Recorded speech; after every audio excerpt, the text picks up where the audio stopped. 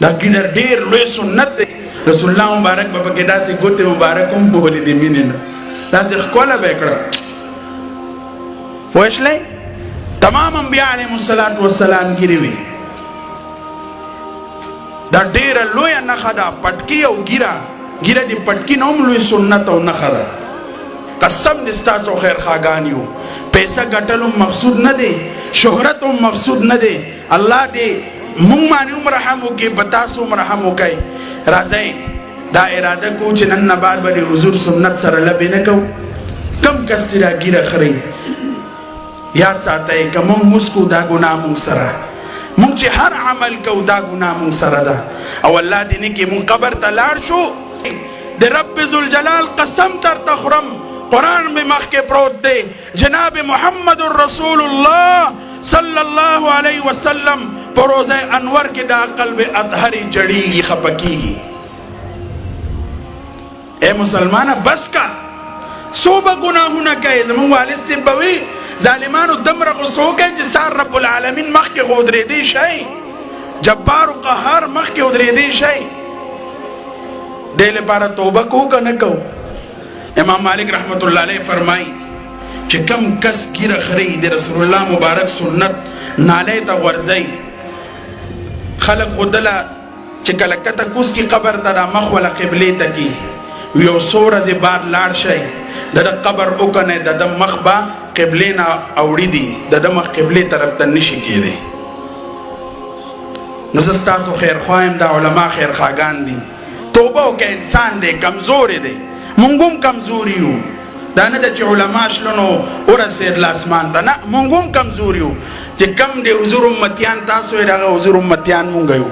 و بس راځئ چې ټول دا عهد وکړو چې نن نه بعد به سنت مخالفت نه کوو، ګیره به نه خریو، ګیره به نالی ته نه غورځو، حضور به نه خفه کوو. بېشکه دی څوک خفه کېږي خفه دي شي. سب کو اپنا کر کے دیکھا رب کو اپنا کر کے دیکھ. ما یو تبرک راوړی دی، وخت لږ دی. زه اکثر زما والد صاحب رحمت الله علیه به دا تبرک وړو. د دې تبرک د برکته په زرګونو خلکو باندې هغه ګیرې ایښي دي.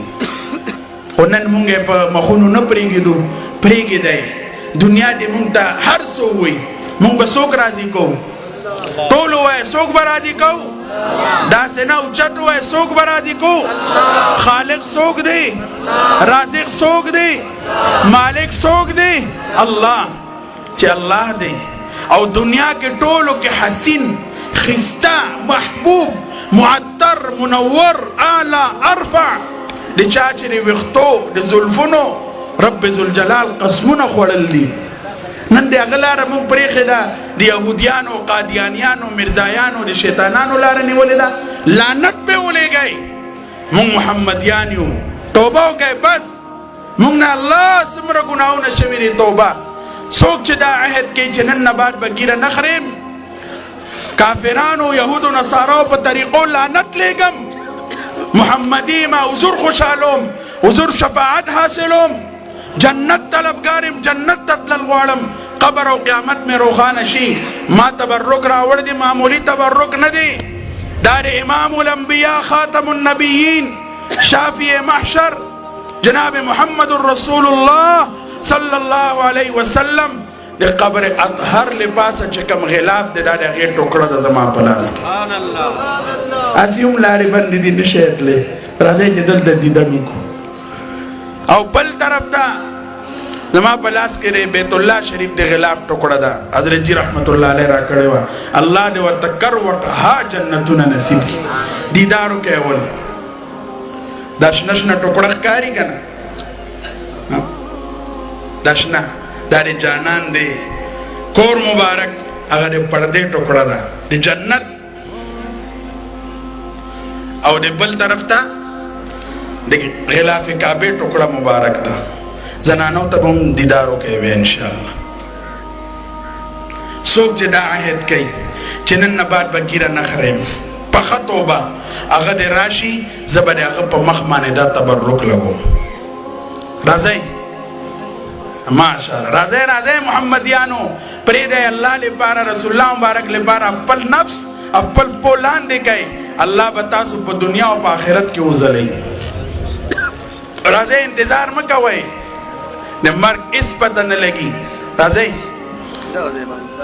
ماشاءالله ماشاءالله مبارک مبارک ټول وای مبارک راځئ راځئ شابه راځئ علما دغه نه مشرمېږئ خیر دی حضرت جنید بغدادي رحمت الله علیه او سید لپاره خپل پهلواني بللې وه او الله بلند کړ مکوئ انتظار د مرګ هیڅ پته نه لګي څوک چې ګیره کوتری کوي څوک خرئ د هغه په مخ باندې دا مبارک دغه لګول غواړم راځئ راځئ پرېږدئ دنیا به هر څه وي دی پروا مه کوئ ماشاءالله ماشاءالله دې ته وي ایمان او دې لپاره د رسول الله مبارک شفاعت واجب دی او فرشتې دا ټول رسی جانان ته ماشاءالله دا خیش کو دلته نږدې یو علاقه ده په یو مجلس کې 300 کسان پاسېدلي که یو کس پاسي دوه پاسي زمونږ کار دی چې موږ نه زمونږ الله راضي شي موږ خپل پیغام ورسو الله دې دا تبلیغي جماعت قائم و دائم ساتي څوک چې ختمول غواړي الله هغه ختم کړي څوک چې جمعیت علماء اسلام ختمول غواړي الله هغه ختم کړي څوک چې وفاق المدارس ماتول غواړي عالمي مجلس تحفظ ختم نبوت ماتول غواړي الله هغه خپل په قهر ووایي څوک چې مدارس ختمول غواړي غټ نه غټ منصب باندې ناست دی الله ته پیژنې هغه نه کرسی واخلې او په پړ مخې پرې ځمکه وغورځئ د فرعون د شداد حامان د ابو جهل هغه صف کې ودرې داسې عبرتناکه سزا وله ورکړي